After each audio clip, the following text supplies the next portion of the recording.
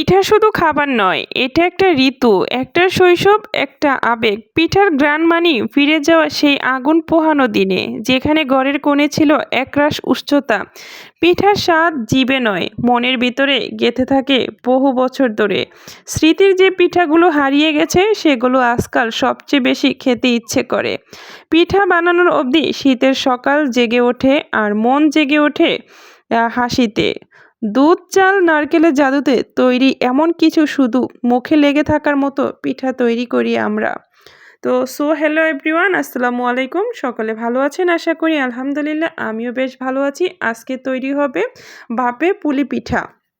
বাপে এই পুলি পিঠাটা খেতে এত বেশি মজার, এটা কিন্তু তোমরা মিস করো না। এই শীত থাকতে থাকতে একবার হলেও ট্রাই করো। তো প্রথম অবস্থাতে আমি ট্রাই করেছি, একটু তো ভুলভ্রান্তি হতেই পারে, সবাই ক্ষমার দৃষ্টিতে দেখবেন। তো আমি কিন্তু প্রথমে চাউলের গুঁড়াটাকে এই যে পানিটাকে আমি ভাপ মানে করে নিয়েছি, বলক আনিয়ে নিয়েছি। এখানে স্বাদ মতো লবণ দিয়ে এটাকে এখন আমি ভাপে রেখে দিব, যাতে ভালো করে গুঁড়াটা মানে চাউলের গুঁড়াটা যাতে সিদ্ধ হয়ে যায়, ঠিক আছে? ভালো করে সিদ্ধ করে নিতে হবে, না হয় কিন্তু ফেটে যাওয়ার সম্ভাবনা থাকবে। আর এখানে আমি ফ্রিজ থেকে কিছু নারকেল নামিয়ে নিলাম, আর সাথে দিয়ে দিয়েছি স্বাদ মতো লবণ, চিনি, আর ছিল এখানে সাদা তিল। এটাকে ভেজে ব্রাউন কালার করে নিতে হবে, যাতে স্বাদটা বজায় থাকে সেই দিকে অবশ্যই খেয়াল রাখতে হবে। তবে একটা সমস্যা হয়ে গেছে, এখানে নারকেল গুঁড়াটা আমি নিয়ে নিয়েছি, মানে ভাজাটা আমার একদম ঝরঝরে হয়ে গেছে। এটা ভিজা ভিজা থাকলে কিন্তু বেশি সুন্দর হয়, পিঠাটা ফাটে না, ঠিক আছে? তো এখানে সুন্দর করে রুটিটাকে ভালো করে মেখে নিতে হবে, মাখার উপরে কিন্তু রুটি সুন্দর হয়। তো ভালো করে মেখে নিয়ে তারপরে কিন্তু রুটিগুলো গোল গোল করে সাইজের বানিয়ে নিতে হবে, ঠিক আছে? একদম রুটি যেভাবে আমরা বানাই ঠিক সেভাবেই বানিয়ে নিতে হবে। তো আমি কিন্তু এভাবেই একটা একটা করে বানিয়ে নিচ্ছি। আমি বেশি নেইনি, কারণ প্রথম অবস্থাতে অল্প নিয়েই ট্রাই করতে হয়। যেহেতু বাবার বাড়িতে কোনো কাজ আমার দ্বারাই হয় নাই, তো শ্বশুরবাড়িতে এসেই কিন্তু আমি সবকিছু চেষ্টা করি। তবে এই পিঠাটা বানানোর পরে আমার ছেলেদেরও পছন্দ হয়েছে, আমারও খুব ভালো লেগেছে। বাপে বানানো পিঠা একদম স্বাস্থ্যকর ছিল, আর এটা খেতেও দারুণ মজার ছিল।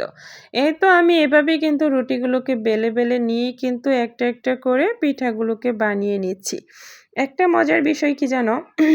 এখানে আমি কিন্তু বারান্দায় এই সিস্টেমটা করেছি।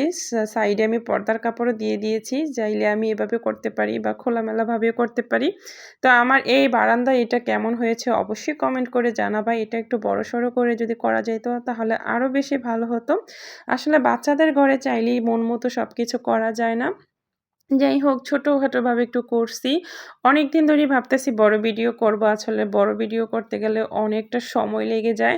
সেজন্য আসলে হয় না। তারপরে অনেকগুলো ভিডিও জমে আছে। তো ভাবতেছি যাক আজকে একটু ভয়েস ভিডিও করে নেই। আর গলাটাও বসে যায় শীতের মধ্যে, তো এই একটা সমস্যা, ভয়েস ছাড়া তো আবার ভালো লাগে না।